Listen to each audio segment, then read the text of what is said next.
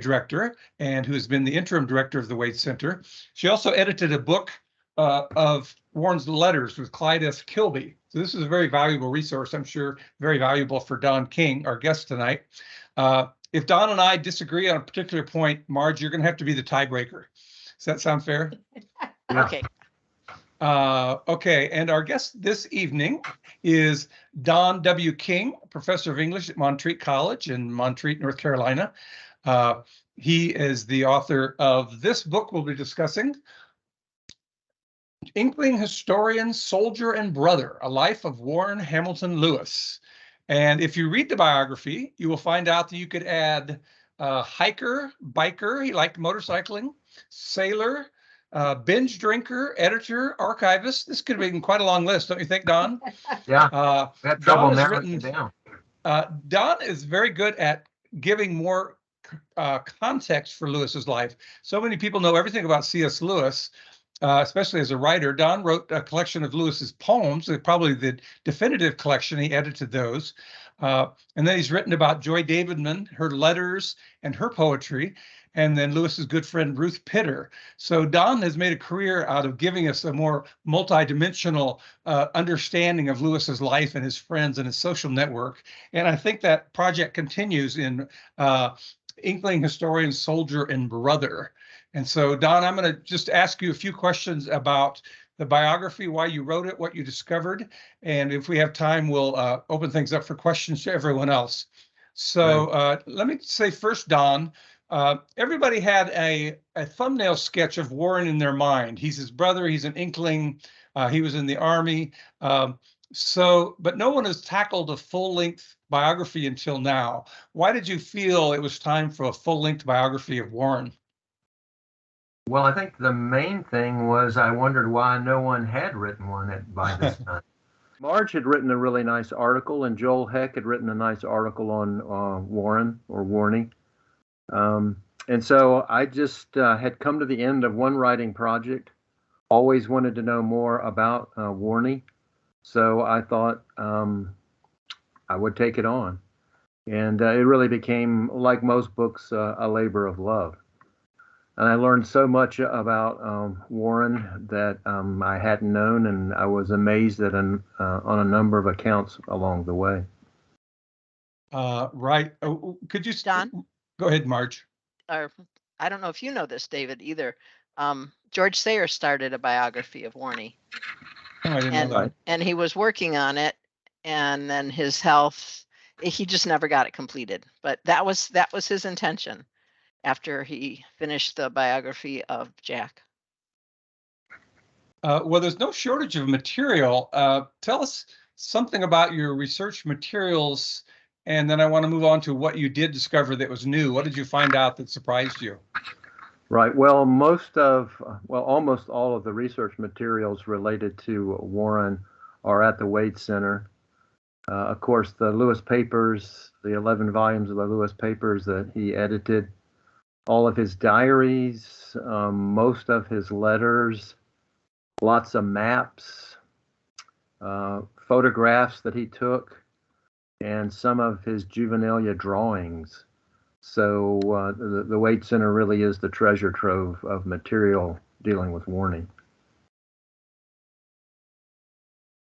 And those came because Clyde Kilby established a relationship with Warren before he passed in 1973. Marge, how did all this material come to the Wade Center? Well, Dr. Kilby, as you said, was a very wise man on a number of levels. And Warren had sort of gotten tired of people tracking him down, wanting to know more about his brother. And I think Clyde was very wise in that he developed a personal relationship with Warren.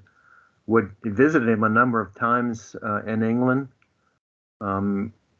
asked that Warren would take him to see various sites around Oxford. So they developed a personal relationship. And then I think at some point along the way, Dr. Kilby offered to Warren to let the Wade Center or let Wheaton College become the main archive for his material. And Warren agreed. Marge may know more about that than I. Well, that actually, the beginning of their relationship really predated my time at the Wade Center, Hmm. but they did genuinely become friends. Yeah. Warney enjoyed Dr. Kilby, um, saw a genuineness about Dr. Kilby's desire to be a friend to him. And, when he would come, he looked forward to just, going for a drive with him, doing something, talking with him. So, um, as, David pointed out, they building that relationship meant that when he found out what Dr. Kilby was doing, he was very happy to send his materials to Wheaton. The other thing is that um, he had a great sense of indebtedness to Americans Hmm. who had sent, all the care parcels during the war years. He corresponded, um, even the letters for his brother. Often, Warney was the one typing them, and Jack was Right. signing them. So I think the idea of he felt like there was genuine interest sometimes at that point, perhaps as much or more than in the Oxford area, and so he was very happy about it, um, and just was glad that there was a place that was going to preserve and take care of the materials. And clearly, I mean, when we first started working on the diaries, Dr. Kilby and I, you think to yourself, well, how much do you want to make public? But obviously, Warren, in his own historical work, was looking at diaries and other materials, and he knew very much what he was doing. He gave them to an archive where there were no restrictions; they were public. So we felt very comfortable sharing his story that way. Yeah. I think the first thing he wrote in his diary about meeting Dr. Kilby was something like, "Well, he's a teetotaler, but I think I'm going to like him." Well, I remember the first time I came to the Wade and started looking at some of those things. There was that first collection of letters, the collected letters edited by Warren Lewis. And I found out that his idea, that was going to be a biography of Jack. Yeah. But the Right. publisher said there's just too many quoted letters and not enough intervening material. So they reinvented his biography and turned it into collected letters. And apparently he wasn't happy about that, was he, Don? Didn't he? No, he wasn't happy at all. He basically said, "This really isn't my book," after the revisions were made. But once the book was published, it was received so favorably. Almost any time Warren ran into someone that he knew, they praised the book. So I think in the end, he grew to like it very much. Yeah. Oh, that's good to hear. Yeah. Well, tell us about some surprises you found in your research. Oh, surprises. Well, I think one of the things I found really interesting was that even though Warren was the older of the two boys, in some ways he was the younger emotionally or psychologically, particularly later in life when he was struggling with alcoholism and so forth. But he always felt the need to be near his brother, and he really drew strength on that. He always worried that he would die before Jack, and of course he did. So I think there was that sort of, that sort of immaturity psychologically that Warren had. That surprised me a little bit. I was surprised by his great love for classical music. A highlight of the week would be when they would gather at the kilns and they would play a piece of classical music on the phonograph they had. I was surprised by the sort of pragmatic, get it done kind of personality that Warren had, and contrast that with Jack, who was more intuitive and what I think Doug Gresham said that Jack drove a car one time and never drove again, and everyone in England celebrated that event. I was a little bit surprised by Warren's extensive reading. He was a voracious reader like his brother. He almost took up golf at one point. I'm not sure if he actually ever played a round or not, but he did take it up. He was a very good amateur photographer.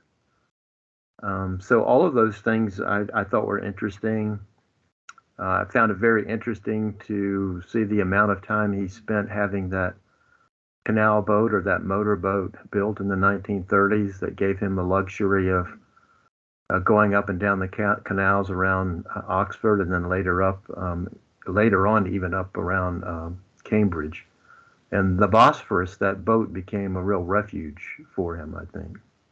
I didn't even know what those ditch crawlers were until I went to England.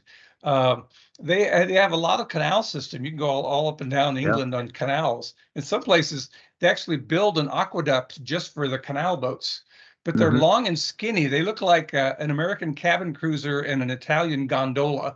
Right. And I loved how much texture you brought to this biography. You didn't just say Warren did this, but when you talked about his boating, you actually talked about some of his adventures on the boat, some of their hiking tours. They would try to go in January and get snowed out. Right. I love the texture of the biography. You really felt like you were getting into their life in a vivid way rather than just getting a recital of facts. I was really struck by the Warren as a kind of a nature writer. That too was something of a surprise to me. Long extended passages where he wrote about when they were on the walking tours, and then when he was boating along the canal. A very gifted writer, I think, in that regard. Excellent description, helps you feel like you're actually there. Yeah, I agree. And he did that with some of those magazine articles. People probably don't know that he published several magazine articles on his ditch crawler and the canals around England. And he does have kind of a novelist eye for detail. Yeah, I thought the last one he published was somewhat funny. He was coming back from Oxford probably after having visited one of his army friends in Reading, and he thought, well, I've got just enough time to go down and take the Bosphorus out one more time before the season comes to an end. But it was on the 13th day of the month, and so it was one minor disaster after another. And I bet you Jack had a great laugh about. Yeah, no kidding. That was quite a tale. Yeah. Marge, you're starting to say something? No, I was just saying, after the first time I read through, and I did read through all the diaries, every word, before we started editing, and I kept thinking to myself, he should have been a novelist. I think that would have been a career that would have suited him well. He was a wonderful storyteller, as Don said, great with descriptions, could evoke the whole sense of it, and I think he would have enjoyed that. I really do. Yeah. I think this fits here. Jim Como's wife, Alexandra, told this story, and it's the last footnote in the book. She really loved Warren's the novels on 17th century French history. And so she wrote him a letter telling him that. And so the story goes, when the letter came, Walter Hooper opened it, and Warren said, well, read the letter to me. And basically what Alexandra says was, I really think that you're a better writer than your brother. And apparently Warren paused for a moment and said, well, that makes two of us. That's a good story. I like that one. That is a good story, yeah. I had a professor who said the same thing at UCLA. He thought Jack's works were too tendentious, whereas he thought with Warren's works on French history, you could just sink into the storyline, almost like a novel or a film, and you didn't have to worry about the worldview imposing itself upon the story. So I had a professor that makes three of them now that I know of. Yeah, I really enjoyed the way in which, in the books on 17th century French history, the way in which Warren really submerges you in the culture, or at least in the aspects of the culture that he's interested in. And particularly his first book, I think he sort of gives you a day in the life of what it would have been like to have lived around Louis XIV, sort of from the beginning of the day to the end of the day. And apparently it was a real honor to watch Louis XIV dress in the morning. And also at the end of the day, the people who helped him when he used the commode, that was a real honor as well. So that's why they call it the throne ever since then. I guess so. Yes. You know, talk about surprises. A number of biographers said that Warren had to leave the Army because of his drinking problem. He retired at 37, which is pretty early, although a lot of military people try to put in 20 years and then take their retirement. But you did a lot of research on that, and you did not find any evidence that he was dishonorably discharged or there was a reason given for his retirement. So I think you set the record straight on that point that a lot of people think is established fact. Yeah. The Army records are they're pretty terse, but there's definitely no indication that he was ushered out of the Army because of a problem with drink. And of course, you know, he retired, as you said, at 37 in 1932, but then he went back into the Army for about 11 months at the beginning of World War II. And then at the end of that time period, I think because of illness, he was sick almost the whole time that he was brought back onto active duty. That French food. He was in Le Havre for a while. You know, another question that you answered for me was, I always wondered why he didn't write about the miracle of Dunkirk, the evacuation of Dunkirk. But the simple answer is he wasn't there. He wasn't there. His unit was pulled out before the evacuation occurred, only by a few weeks. That was a close call for him. Yeah. They had several 100,000. Excuse me. That would have been a traumatic experience, I think, for him to have been involved in the miracle of Dunkirk. So it was good that he was out before that. Yeah. But then I forgot if he was involved with the Home Army the way Jack was. Jack would go out at night with these other fellows and march around Oxford with the rifle, Dad's Army. I forgot if Warren had any home duties. I think only in the sense that he sailed. He bought a peaked cap and sailed the Bosphorus as a part of, I think maybe as, I don't know if it was an official part of the Home Guard or not, but he did use his motorboat and sail around. Yeah, that's what I say. I wanted to add several more adjectives to all your words here on the cover. You could say a lot about his sailing, his hiking, his motorcycle. Do we know why he called it a Dowdell, Doudel? There are a couple of reasons. Joel Heck, I think I saw Joel Heck online here. He might be able to help us a little bit, but I think at least one idea was those motorcycles at that time moved so slowly that they dawdled along. Oh, dawdled. So maybe it was a pun on that. I don't know. Again, Joel might be able to offer some more insight on that. If Joel's there and has something to contribute, feel free to. Is everyone muted? Can we unmute Joel if he's there? You have to I've unmute enabled his mic. So he can Joel, if you'll unmute yourself, you should be able to add.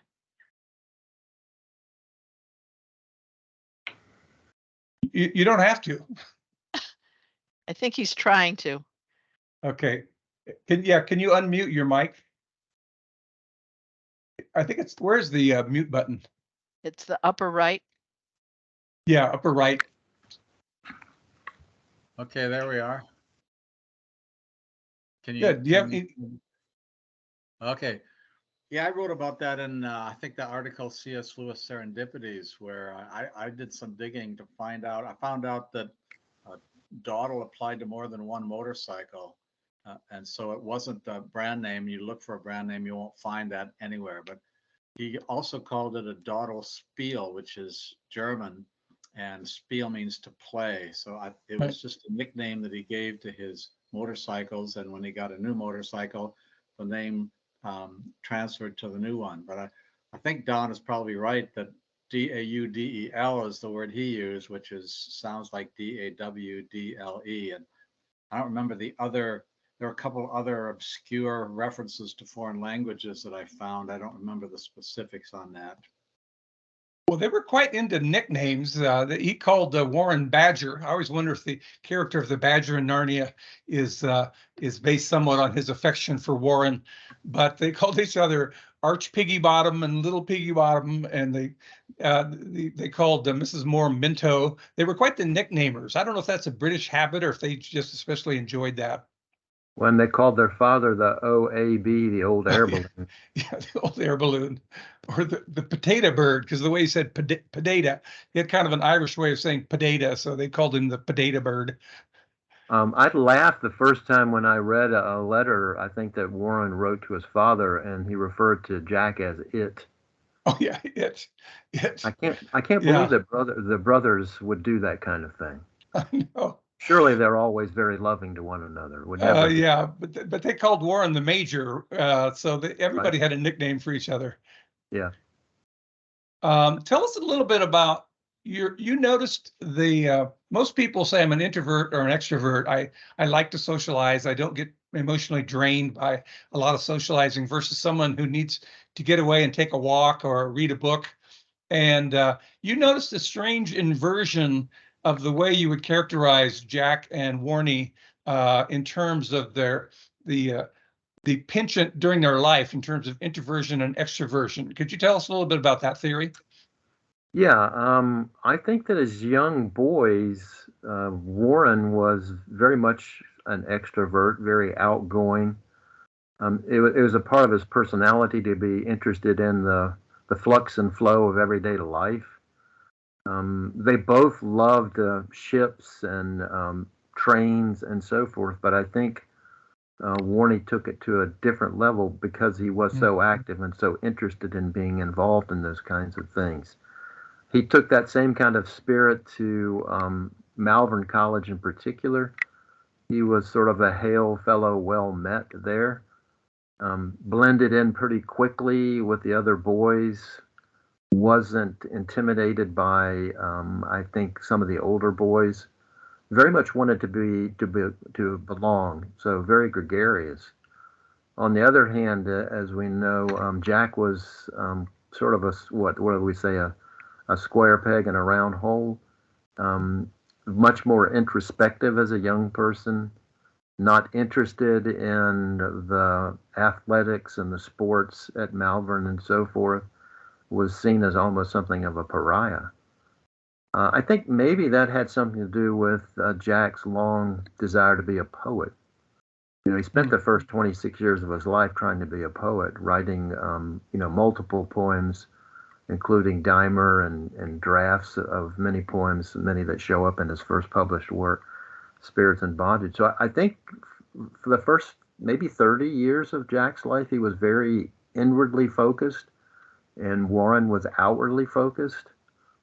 But I think once Jack gave up that dream of being a poet, he saw that as being a very self-centered, focused kind of thing. Basically, when God killed that desire in him, which corresponded almost to the time in which Lewis made that conversion back to at least theism. Anyway, once that desire to be a poet was killed, I think that his inner look turned outward. And so his first published book, Pilgrim's Regress, is, of course, the autobiographical telling of his conversion. That's a very outward-looking book. It's a book designed to encourage other people to think about the reality of Christian faith. And then even in his first scholarly work, The Allegory of Love, that too is an outwardly looking book. Yes, in many ways it's designed for a scholar, but general readers can read that book and enjoy it quite a bit. So Jack's making that turn out to be outwardly looking, whereas once Warnie retires from the Army in 1932, I think he was worn out by all those years in the military. He had a lot of, he had some good commanders, but he had a lot of bad commanders. And by the end, I think he was just worn out with that military life. So when he comes to the Kilns in 1932, he's beginning to turn inward. So there's that interesting sort of cross, if you will. Warnie, the extrovert early on, but becomes more inwardly focused later on, and Jack just the opposite, more inwardly focused early on, and then becomes much more outwardly focused. Yeah, that's a fascinating switch. Most people are somewhat consistent through most of their life, although they say you move toward the middle as you get older. I remember one of the letters from Malvern, Lewis wrote to his father, "I'm surrounded by coarse, brainless English schoolboys." Yeah. And I go, gee, I wonder why it wasn't popular. Whereas Warren was a prefect and he got along with some of the guys and he stayed in touch with some of them, did he, for quite a long time? Yeah, he developed a couple of pretty close relationships. Yeah, other than Jack. Yeah. I think in a way, Jack also, he met so many kindred spirits at Oxford. I didn't really know what friendship was until I got to college. A lot of high school friends you could do athletics with, and you could go get root beer shakes, but there wasn't a lot of deep shared interest. And when I got off to college, I found lit majors and I found fellow Christians, and I had a much stronger sense of kindred spirits and people that I could have in-depth relationships. So I think something like that happened to Lewis when he went to Oxford. Yeah, I think that's a good parallel. Yeah, I agree. We mentioned Malvern. Lewis has this very almost Dickensian portrait of Robert Capron, oldie, and he actually calls the school after one of the concentration camps. And some people have said, oh, I think he got a little too into his Dickensian Mr. Gradgrind or some of those characters. But I noticed once again, you did independent research and found some either confirming or disconfirming information about Jack's portrait of Robert Capron. I think that Capron was perhaps worse than even Jack described it. In some ways, Warren's descriptions of Capron very much support the idea that he was sort of a Bill Sykes kind of character, or a Mr. Machokum child kind of character, speaking of Dickens. I think he was at least a sadist and close to being what today we might call a psychopath.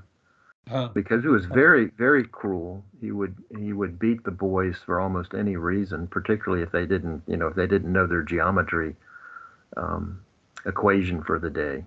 But I think he just kind of looked for an excuse, and apparently his wife sort of urged him on. I think there are times when she would say, "Cane him, hubby." Oh my goodness! It sounds like a Stephen King novel, doesn't it? Yeah, I really do think it was a worse. I think it would be hard for us to imagine, maybe even definitely worse than what Jack said. I think, and Marge might want to jump in here too, because she's read the Warren's diaries, but it sounded pretty grim. And one of their contemporaries wrote Warren and Jack an extremely long letter in which he described the kind of treatment the boys had when he was there. And at one point, Capron beat a boy so badly that the boy ran away from school, and later on, Capron was brought to court. And at the last moment, the case was settled out of court because Capron's lawyer knew there was no way they could win the case. Wow. So all of that trauma played into the lives of these two boys, or these two men. And as many people know, Jack struggled all of his life to forgive Capron. He kept thinking that he had forgiven him, and I think maybe in the last couple of months of his life, wrote someone and said, "I think I've finally forgiven him." Yeah, which would have been more than a half century later. Yeah, right. That's amazing. And this is all happening right after they've lost their mother. Jack's mother died when he was 9, and within a month he's at Robert Capron's school. So it does sound like it definitely does sound like something out of Dickens. Yeah. Well, I'm not sure, Marge.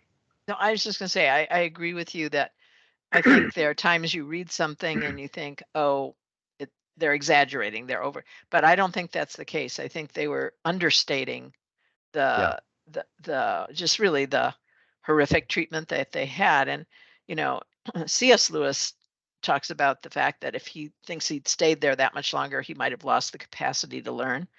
I think to some degree, and Warren was there longer.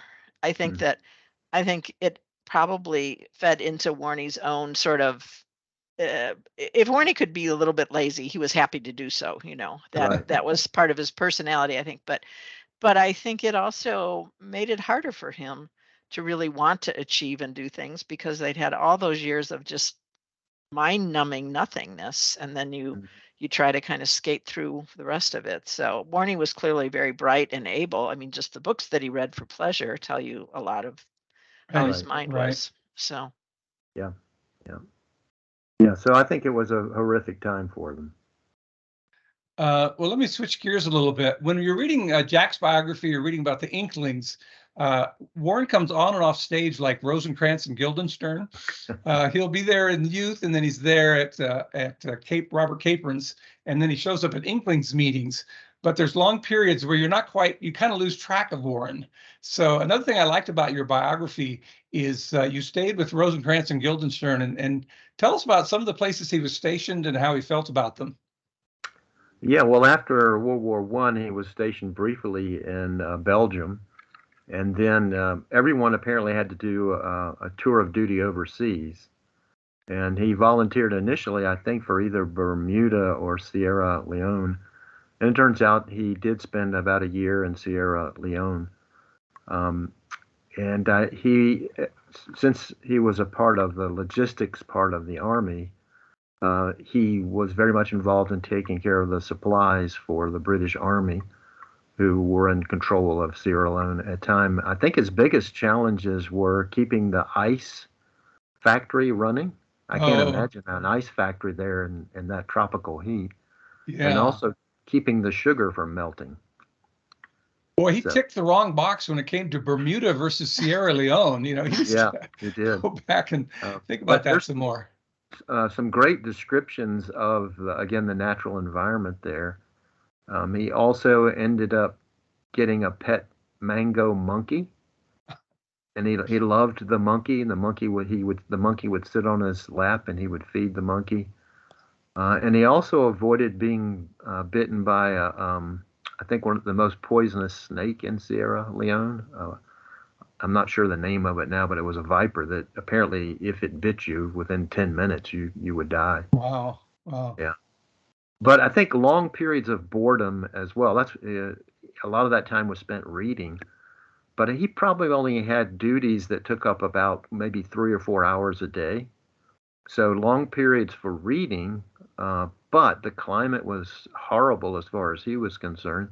They got I think Sierra Leone averages 144 inches of rain a year. That's 12 feet. Being from Ireland, the heat must have been really terrible for him. I think at one point he developed a case of boils. So the living environment itself was horrific. And because of those long periods of boredom, he probably began to drink even more. I think his drinking problem probably began in World War I. Of course, a lot of the people serving in World War I, at one moment, long periods of boredom, and then extreme peril. Right. And then when he got to Sierra Leone again, there's long periods in which there really wasn't much to do. Play bridge and drink, and that was pretty much what all of the men apparently did. That sounds like what a lot of people do in college nowadays. I think they've changed that from Army life to college life. It's kind of an odd commentary on colonialism that this African nation has a Spanish name, Sierra Leone, and it's being garrisoned by British soldiers. It's just an odd situation in terms of the global distribution. Yeah, and Warney, I guess not surprisingly, he didn't make the connection between the way in which the Brits were taking advantage of the native population. Today we look at that and we see it as an example of colonialism, but in the immediacy of the situation, he didn't see that. It was just his job. It was what he was supposed to. Right. Yeah. Then he comes back to England and spends about 5 years at various posts, and then at the end of the 20s, he has to do another overseas tour, and this time he ends up going to Hong Kong and Shanghai, and he spends 3 years there. Same kind of responsibilities and the same long periods of boredom. Now he's doing a lot of reading, as Marge suggested. He was a voracious reader. But you can't read all the time. Well, speaking of his being in the Far East, which we don't call it that anymore, in Asia, Lewis has a very unusual conversion experience. This two-step experience. First, he's the most reluctant convert to theism, and then he's riding on the sidecar of Warren's motorcycle on the way to Whipsnade Zoo. And he just says very cryptically, when I left on that trip, I didn't believe that Jesus Christ was God. And when I arrived at Whipsnade, I did. which when Right. you're reading a whole book on his conversion, it's a little frustrating to have him be that cryptic about the actual Yeah. moment. But Warren's conversion experience, or reconversion, reconnecting with their childhood faith, was also unusual. Can you tell us a little bit about Warren's conversion experience? Yeah, I think perhaps in some ways, like Jack's, it was a gradual kind of thing. But the key moment was when he went to Japan and visited the Debitsu Buddha. He actually saw a smaller version of the Debitsu Buddha, and then the next day he went to the temple where the original one was. And apparently it's 50 to 60 feet tall. And Warney wrote in his diary that as he stood in front of this Buddha, he had, Jack would call it, a kind of numinous experience. He felt the divine, maybe even had a kind of theophany. And that was really the catalyst for his movement back to Christian faith, or at least the expression of Christian faith. Maybe he had never lost it, but I think the two brothers are similar in the sense that they both moved away from an explicit faith in Christianity, and then through different experiences, they moved back to faith in Christianity. Right, right. And I Yeah, think Warren he talked about the Irish Christianity as the dry husk of religion that they left behind. Yeah, and apparently they, after many years, they took communion on this, I think on the same day, Jack in Oxford and Warren in Shanghai, and they didn't know it. I think that's a beautiful kind of divine irony or paradox, whatever you want to call it. Yeah, what is that Charles Williams line about the I'm continually impressed by the staff work of heaven, because remember when Charles and Lewis wrote each other letters of appreciation about each other's books at just about the same time. Yeah. Crossed in the mail. Yeah. Some of this we've been implying, but at the end you have an interesting comparison contrast where you don't try to flesh it out in text. You just give us some charts of, here's a number of things where they were different brothers, but look at all the things they had in common. You can see why they were so close. But then by the other token, you list some real obvious contrasts that we see going all the way back to childhood. So could you highlight a few of the similarities that struck you about the two of them throughout their lives, and then some of the most striking contrast? Yeah. Well, of course, they grew up in a loving family. They both loved their mother dearly. I think they both loved their father too, but they had conflicted relationships with their father. I think that they both enjoyed living in their imaginations when they were younger. Of course, on the other hand, Jack continued that process. Warren maybe not quite so much. The contrasts, Jack is, at least early on, he's more intuitive and inwardly focused, as I said earlier. Warren, on the other hand, more outwardly focused. Warren, more of a pragmatist. Jack, more of, maybe we would say, a realist, or excuse me, a romantic, or more intuitive. I think in the end, Warren, I hope I get this right, Warren is a left brain kind of person, and Jack is a right brain kind of person. You talk about Warren possibly being a novelist. As I was reading some of the early chapters, his fascination with steamships and even the way they were building a wall, I'm surprised that he never got into engineering. He seems to me like he would have been a strong candidate. And a lot of people who go to Sandhurst come out with engineering degrees. Yeah. But did that opportunity ever present itself to him to be an engineer?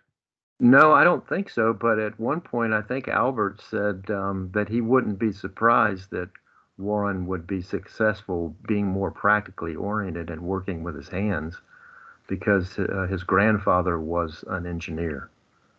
So there was that legacy. Another question we haven't said much about Mrs. Moore. They had an unusual arrangement. After Warren retired, he came to the Kilns. The three of them pooled their money and bought this charming cottage outside of Oxford. I think they had like 9 acres when they first got it. It was Yeah, really about 9 acres. yeah, quite a property. It's too bad because now it's sort of crowded by all the neighbors. Yeah. But he started out seeming to get along with Mrs. Moore, and then having more and more struggles. We talked about his novelist eye. He also they kept a journal called Podataisms about the odd things that their father would say when they were young. Right. Boy, if I ever called my dad the potato bird, that would hear the last of that. Yeah.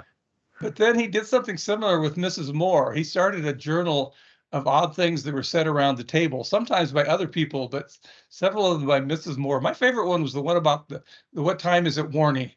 Can you tell us a few examples of Mrs. Moore's eccentricities as recorded by Warren? Yeah, he called these mons humana. And I think he made a list of over 70 of these sayings. I think he began keeping the list sometime in the 1930s and probably kept it up through the 1940s. But some of them are so short. I'll just read you a couple of them. So, yeah, this is Mrs. Moore. She's recounting the fact that she's had to spend the night on a ship across a steamer that's in the dock.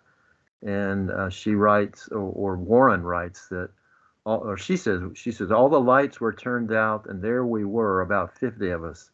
And the only light was from an old stable lantern on the passage floor. It was wicked. People might have been ill or anything and unable to see. I took the lantern and put it in my cabin. That sounds a little bit like Eustace's journal in Voyage of the Dawn Treader, doesn't it? Yeah. Where you convict yourself without realizing it. And then Warren had gone and seen I think the 1933 version of King Kong. He comes back to the kilns and he's telling her about it, and he says, the fight between the prehistoric animals was amazingly well done. And Mrs. Moore said, were they real prehistoric animals?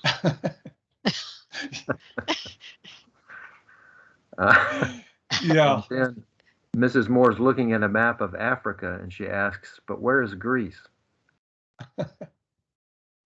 And well, then, a few of those are Jack's. I remember Jack thought that Tito was the king of Greece.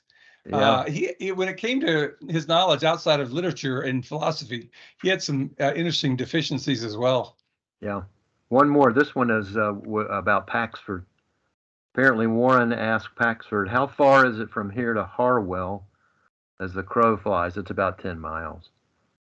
Paxford, after reflection, he says, I reckon it would be pretty near straight from here as the crow flies.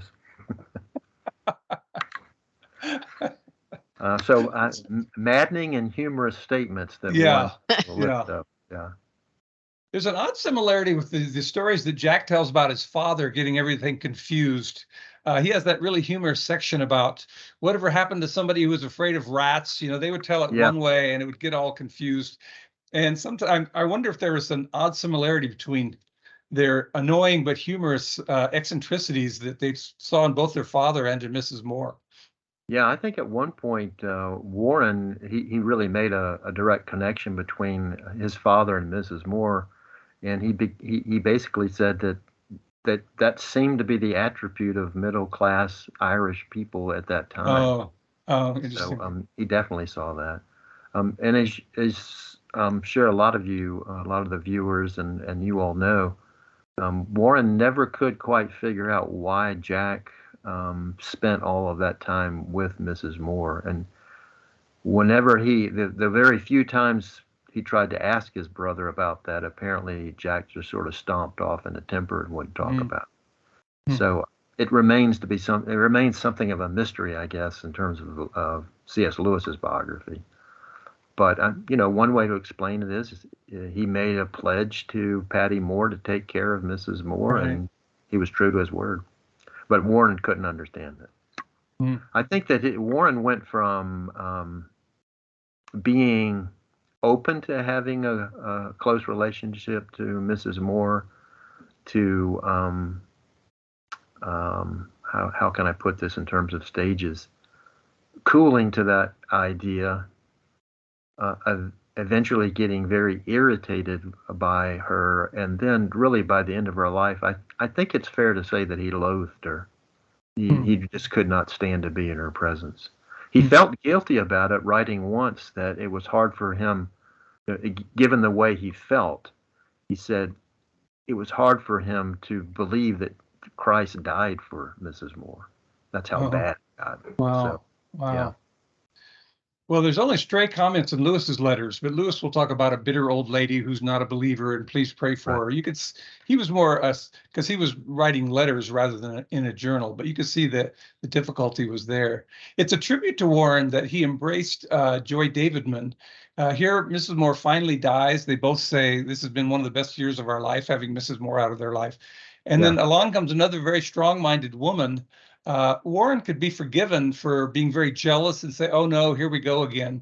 But somehow Joy and he clicked as well as, I mean, in exactly the way you would want a brother-in-law and sister-in-law to become almost like family. Well, I think Joy was everything Mrs. Moore wasn't. She was articulate. She was a thinker. I think she was very open-minded. You know, Mrs. Moore was very much an autocrat, and if you didn't believe what she believed, you know, you were basically outside the pale. Joy was used to argument, and of course, that's one of the things that I think attracted C.S. Lewis to her. Right. She was articulate. She was a believer. She liked to walk. She liked to drink beer. So, you know, it was very easy for Warren to grow to care for her very much. She also had a background in French literature. And so, as you know, she helped edit or at least go back through the typescript of a number of the books that Warren wrote on French history. Yeah, and a witty conversationalist. Of course, he really enjoyed that. Should we open things up to other questions? Do you have something you wish we covered? No, I'm happy to open it up to questions. Okay. Yeah. I was going to mention just something about the social history. I loved how Warren started out being in charge of horses because he was in terms of transport, but in the middle of the war, it switches to mechanical transport. So it'd be kind of fascinating to start out your career as someone who's looking after, you know, draft horses and cavalry horses, and then switch to jeeps and tanks and other machines. I think Albert and Jack sort of had a lot of private jokes about Warnie trying to ride a horse, so how comical that would have been. Well, let's open things up. Let's see. Maybe raise your hand if you have a question. I feel like my lights.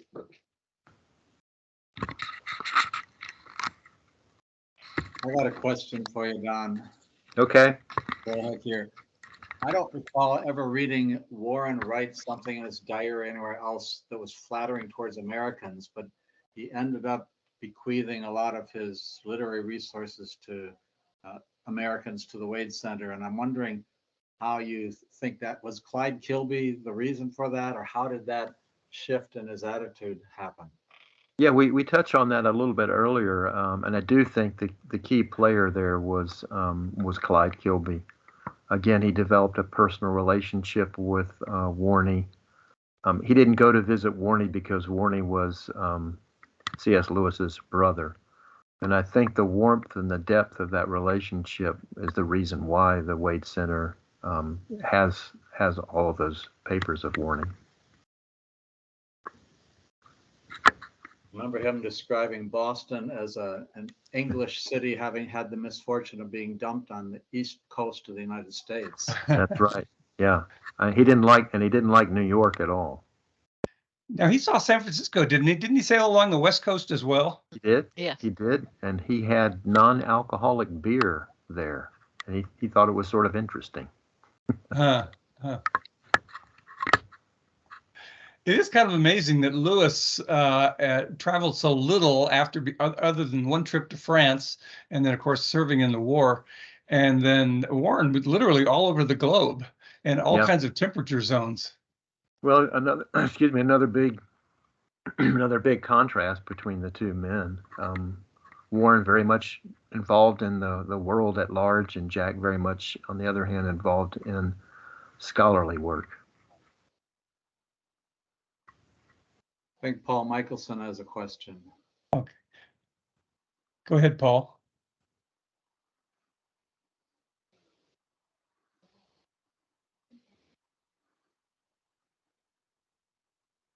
Did we find Paul? Yeah. Paul, you'll need to unmute yourself. And also, if it might be easier on everybody if they click the raise hand button rather than just holding their hand up, then we'll be able to see them a little more easily. That's okay. I see Gail there, and then I see Paul.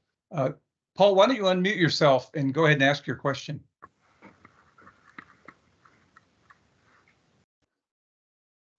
Let's see, we're still not getting Paul. Gail, why don't you go ahead and ask your question?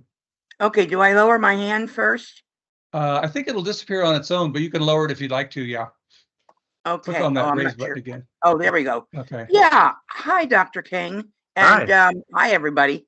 Yes. Are the books on 17th century France still available? I mean, can you get them through Amazon? Or they're out of print, but you can get them through various used bookstores online. I don't think Amazon has them, but there are a number of used bookstores online where you can get them. That's where I found all of mine. I did find a few in a bookstore in Chapel Hill several years ago, but yeah, they're still available. They're just they're not being reprinted. oh, that's too bad. I wonder if there would be an insert. You know, if enough people wanted them. I wonder who printed them originally. They were published by various presses. Marge might know something about whether or not they would be possibly published by new publishers. What do you think, Marge?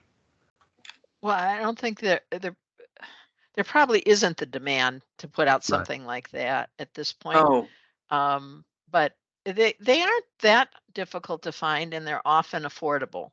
Some are in paperback, some are in hardcover. So, And we have them all at the Wade Center. So if you can't find them online, make a That's pilgrimage true. to the Wade Center and spend as much time as you like reading them. you can do that. goody. Do you have them for sale? No, I we don't. don't We think don't. we Just have I those can for come and sale. read them. You don't have them for We sale have yet. Don's book for sale. Speaking of Well, book sales, I have that. good. I have a copy. We're selling it for $5 off this evening. If you'd like to write to wade@wheaton.edu and order a book, you'll get a signed copy from Don. Besides thank his you. scholarly work, he was also the professor of the decade at Montreat College. Oh, right. If he hangs around a few more years, he will be the professor of the century at Montreat College. So if you want a signed copy, order them from the Wade and get a discounted signed copy. Otherwise, we will still have them at the Wade, and you can get them from Amazon or Kent State University Press for $45. Is that the cover price? Yeah. I do want to clarify that I was not at Montreat when the original foundations of the buildings were laid. Okay. Okay, well, thank you very much. Okay. Figured out how to unmute here. Couple points on the books. I think actually most of them you can find on Amazon or Good. other used book enterprises, Right. A-Libris and so on. You have to be a little careful, but certainly the Splendid Century you can find relatively inexpensively all over the place. Some of the others are a little trickier, but I think I bought most of them 5-10 years ago, bought duplicate copies a couple of years ago. So they're out there. Second thing, I wondered, I've had a sort of distinct impression that Warney was not particularly keen on Americans, although this might be a function of the Americans you actually know, you like. It's those others. There's this kind of famous passage in his diary about see the brother of the great artist, line up for a guided tour. And I think he actually has some more pungent things to say about the Americans gathering out his house, outside of his house after his brother died.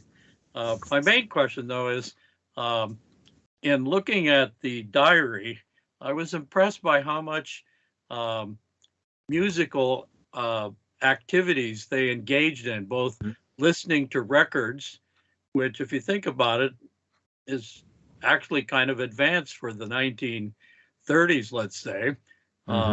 how many people do you think had record players and apparently a fairly large library?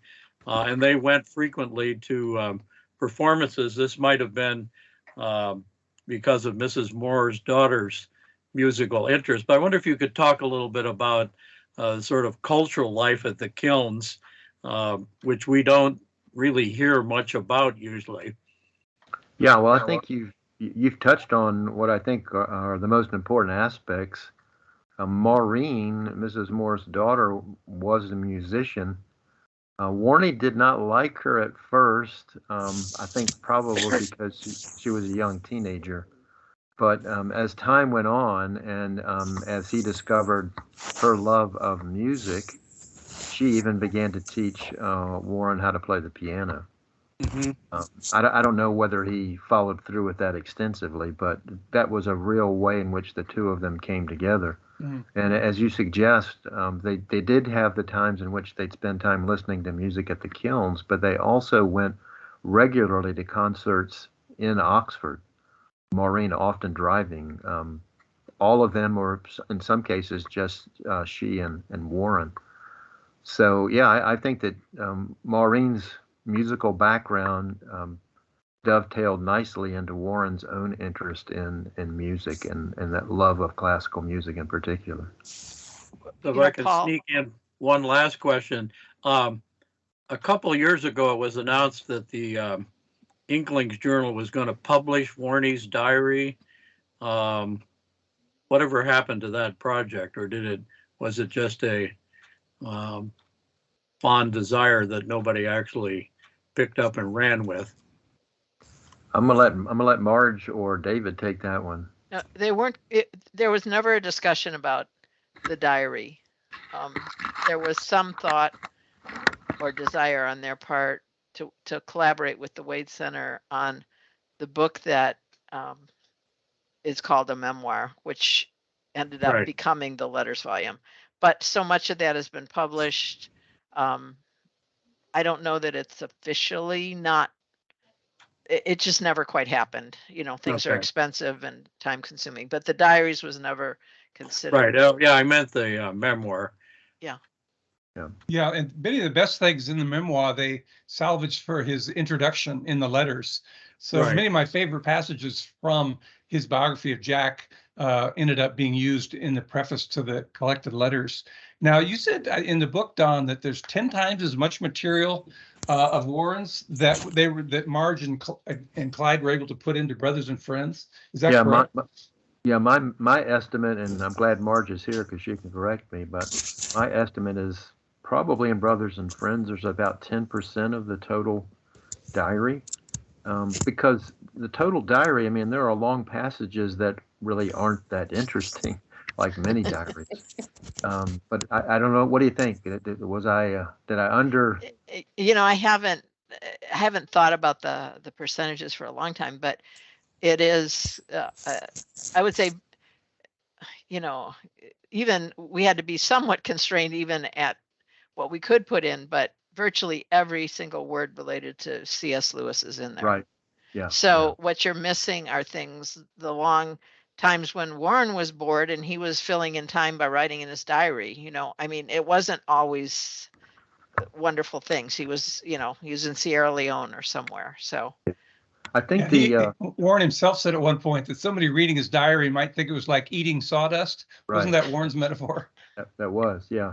I think what would be good, Marge, in the future perhaps, would be to publish the portions of his diary dealing with World War One.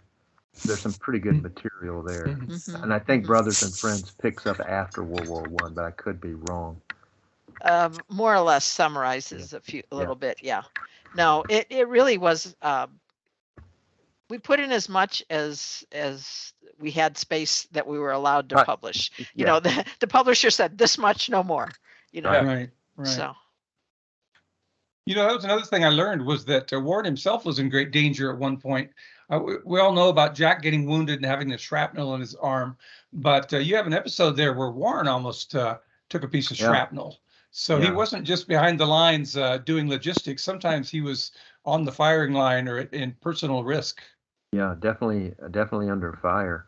I also thought the passages where he describes battlefields, particularly the battlefield of the Somme, very powerful, and really gave you a sense of how desolate that place was. I think he mentioned to his father, or he referred to the biblical passage of the abomination of desolation, and he felt as if he had seen that after seeing the battlefield at the Somme. Wow. Wow. Any last thoughts, last questions? I don't see any more hands up, so I think we'll go ahead and wrap this up. Thank you, Dr. King, for, I do see, here's Wayne Martindale. Let's see what Wayne has to say. Wayne, can you unmute yourself? I think I'm unmuted. Do you hear me? Yes. Yeah. Okay. Two quick questions. One is, what did Warney contribute to the understanding of 17th century France that would be missing apart from his half dozen or so books? And let me answer that one first. I think the main thing is the way in which he was very facile in his use of memoirs and bringing in the memoirs of the period and the diaries. I think his real gift as an historian was the way in which he would read the memoirs of various other French writers and bring them into the context of what he was talking about in his books on French history. Thank you. And what would be missing from Jack's corpus if Warney had not been there?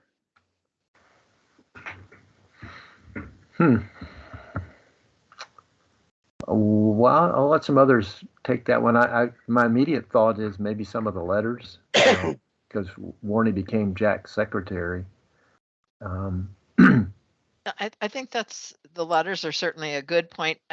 Another thing might be what he enabled his brother to do, because C.S. Lewis had certain obligations within the university, committee meetings, and so on. And Warney helped him with a lot of that organizational back stuff. Even just by being his secretary, gave him more time to write the books. Right. And I think, he was part of the Inkling, so he was part of the conversations, the discussions.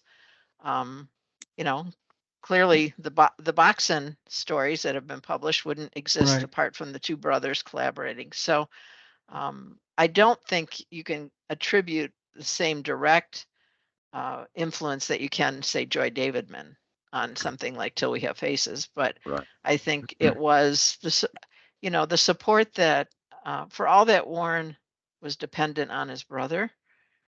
It's very clear that C.S. Lewis, when Warney wasn't there, missed him a great deal, that there was a very close relationship, and they helped each other. Warren certainly presented challenges to his brother, but I also think too, when you think about it, Mrs. Moore was not easy to live with, and Warren, because he wanted to live with his brother, accepted all that adversity in his life, which is quite remarkable. He could have walked away from it too. Yeah, so. I totally agree. Yeah. Yeah, well, we didn't mention he was one of the Inklings, and sometimes he gives us a clue as to what the Inklings were like and some of the topics they discussed. He's the one who made the famous definition that it wasn't an official club; it didn't have any. So he helps give us insight into the kind of ambiance of an Inklings meeting, the topics and the atmosphere as well. Yeah. Yep. Excellent. Eager to read that book, Don. What's that? I'm eager to read that book, and thanks to David and Marge for adding that layer of good insight in their questions. Makes me eager to read it. Good job doing the interview. Thank you. It was a good read. I read it first time all the way through and really enjoyed it. And then just reviewing it over the weekend, I was just going to do like a half-hour review, and I ended up spending several hours rereading passages. So you did a good job of captivating our interest. Good. It was a labor of love. Great. Good to hear that. Well, thank you again for joining us, Dr. King. Thank you. And we will. So we have the books on sale. I mentioned you can put Wheaton or the Wade at wheaton.edu. And if you want to read Warren's diaries or the Lewis papers or his novels, come to the Wade Center and we'll set you up in a corner with a stack of books as tall as you are. So thanks again for joining us, everyone. Thank Thank you. I you. appreciate it. Yeah. And Good do evening. visit the Wade. Thanks. Bye. Bye-bye.